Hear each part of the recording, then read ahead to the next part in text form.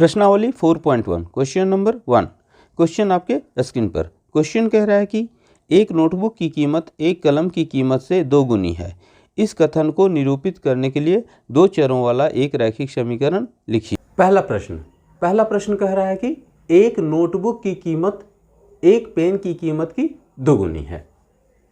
Notebook आप लोग समझ रहे हैं ना, नोटबुक मतलब कॉपी। हम लोगों को क्या करना है, इसे दो चर वाले रैखिक समीकरण के रूप में निरूपित करना है। क्योंकि ना तो नोटबुक की कीमत दी गई है, ना ही पेन की कीमत दी गई है, इसलिए दोनों हम लोगों को पता नहीं है। तब क्या करेंगे, हम लोग इन दोनों की कीमत को x और y अर्थात चर मान लेंगे। देखते हैं। मान लिया कि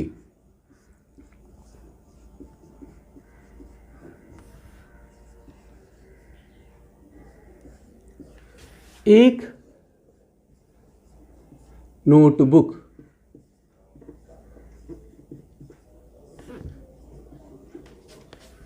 कॉपी की कीमत बराबर x है ना, रुपया। देखिए, अब हम लोग रुपया लिखते नहीं हैं। रुपया की जगह पर क्या सिंबल आ गया है, आप लोग को पता है? हमारे भारतीय रुपये को एक सिंबल मिल गया है, वह इस प्रकार का है। परंतु मैंने इसे इसलिए लिखा है कि अगर आपको इस सिंबल के बारे में नहीं पता है, इस चिन्ह के बारे में नहीं पता है, तो आप इसको समझ सकें। ये अब नहीं लिखा जाता है, ठीक है। तथा एक पेन की कीमत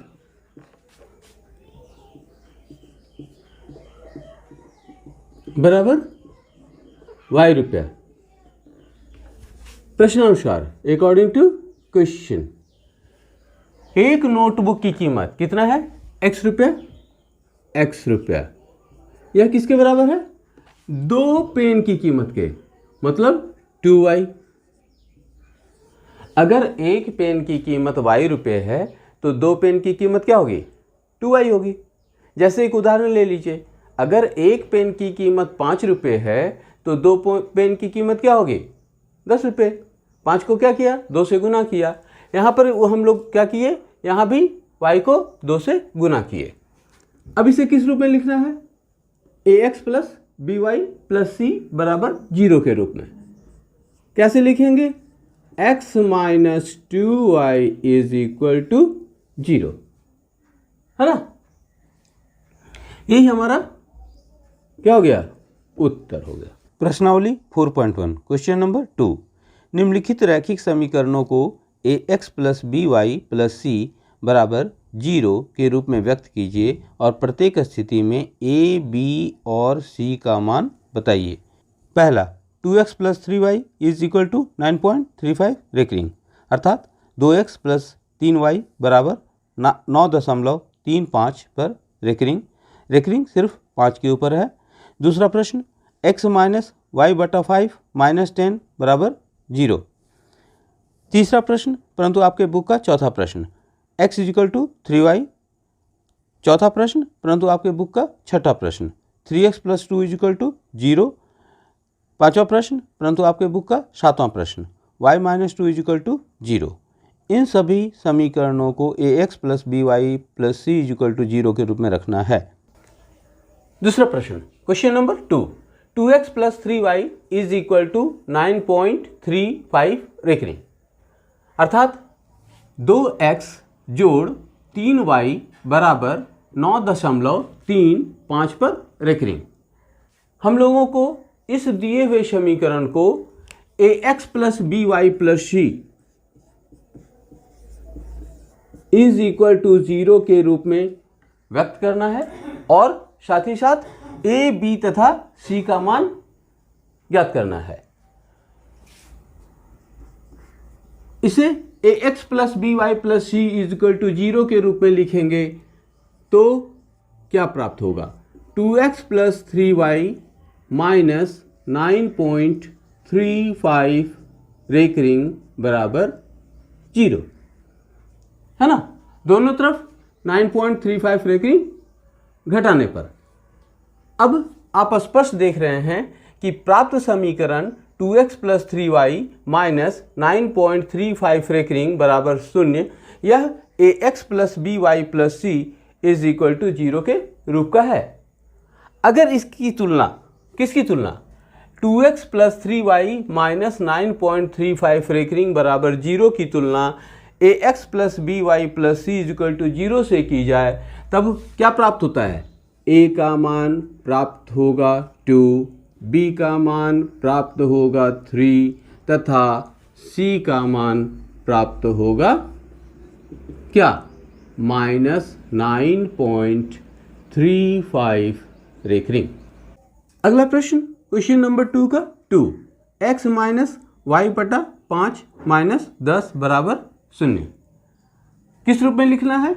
इस दिए हुए समीकरण x माइनस वाई बटा 5 माइनस 10 इज इक्वल टू 0 को ax plus B Y plus C is equal to 0 के रूप में लिखना है तथा a, b और c का मान ज्ञात करना है।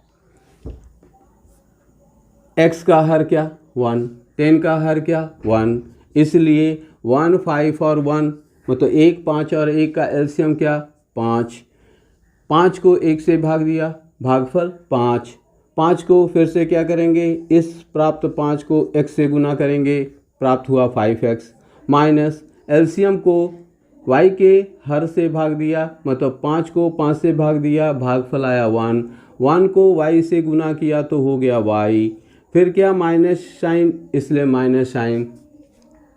इस एलसीएम को 5 को 10 के हर से 1 से भाग दिया, भागफल क्या आया? 5। उस 5 को किससे गुना किया? 10 से, तो 10 पचे 50 बराबर 0। इस 5 को जो हमारे हर में है इसको शून्य के साथ गुना करेंगे मतलब RHS में ले जाएंगे, तब हमें समीकरण प्राप्त होगा 5x minus Y minus 50 is equal to 0। जो स्पष्ट है कि यह समीकरण 5x minus Y minus 50 is equal to 0 ax plus B Y plus C is equal to 0 के रूप का है।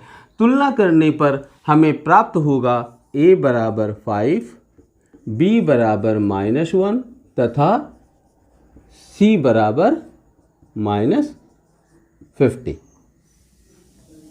क्लियर? यही क्या हो गया? उत्तर हो गया। अगला प्रश्न, क्वेश्चन नंबर 2 का 4, x is equal to 3y अर्थात x बराबर 3y किस रूप में लिखना है?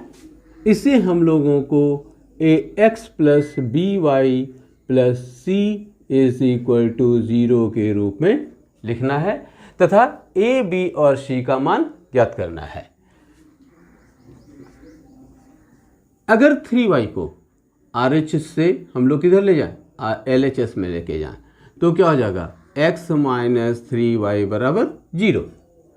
जो स्पष्ट है कि ax plus B Y plus सी बराबर 0 के रूप का है।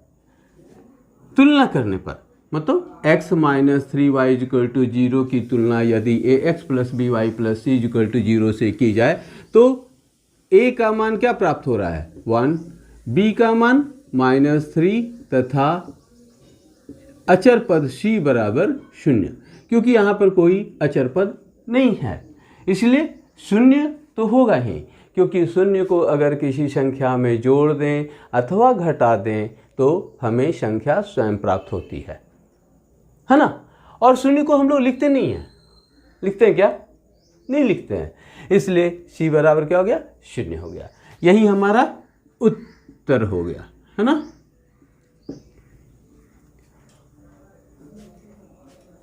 अगला प्रश्न 2 का 6, 3x प्लस 2 बराबर 0 अर्थात 3x जोड़ 2 बराबर 0। इस दिए गए समीकरण को हम लोगों को ax plus B Y plus सी बराबर 0 के रूप में लिखना है। यहाँ क्या नहीं है, y का टर्म नहीं है। तो y का टर्म नहीं है, तब क्या करेंगे, तब इसको हम लोग 3x plus 0 into Y plus 2 बराबर 0 लिख सकते हैं ना, क्योंकि 0 इंटू वाई कितना 0 हो गया। इसलिए हम लोग दिए गए समीकरण 3x प्लस 2 बराबर 0 को 3x plus 0 into Y plus 2 बराबर 0 के रूप में लिख सकते हैं, जो already ax plus B Y plus सी बराबर 0 के रूप में है।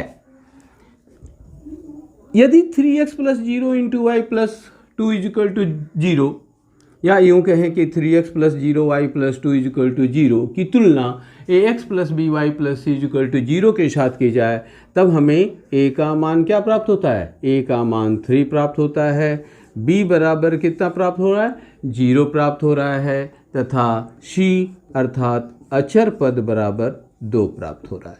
यही हमारा उत्तर होगा। अगला प्रश्न 2 का 7, समीकरण y माइनस 2 बराबर 0। इस समीकरण को हम लोगों को समीकरण ax plus B Y plus C is equal to 0 के रूप में लिखना है। यहाँ x का पद नहीं है। आप देख पा रहे हैं कि इस दिए हुए समीकरण y माइनस 2 बराबर 0 में x का पद नहीं है। जब नहीं है तो वैसी स्थिति में इसको हम लोग 0x प्लस वाई माइनस 2 बराबर 0 लिखते हैं। 0x क्यों? क्योंकि किसी भी संख्या को शून्य से गुना करने पर शून्य होता है, और शून्य को किसी भी संख्या से जोड़ने पर संख्या स्वयं प्राप्त होती है। अब प्राप्त समीकरण 0x प्लस वाई माइनस 2 बराबर 0 समीकरण ax plus B Y plus सी बराबर 0 के रूप का है। यदि 0x प्लस वाई माइनस 2 बराबर 0 की तुलना ax plus B Y plus C is equal to 0 के साथ की जाए, तब प्राप्त होगा a बराबर 0, b बराबर 1 तथा c बराबर -2, और यही हमारा उत्तर होगा। बच्चों, आपको मेरा यह वीडियो कैसा लगा ज़रूर कमेंट करें। अब मिलेंगे अगले वीडियो में। धन्यवाद।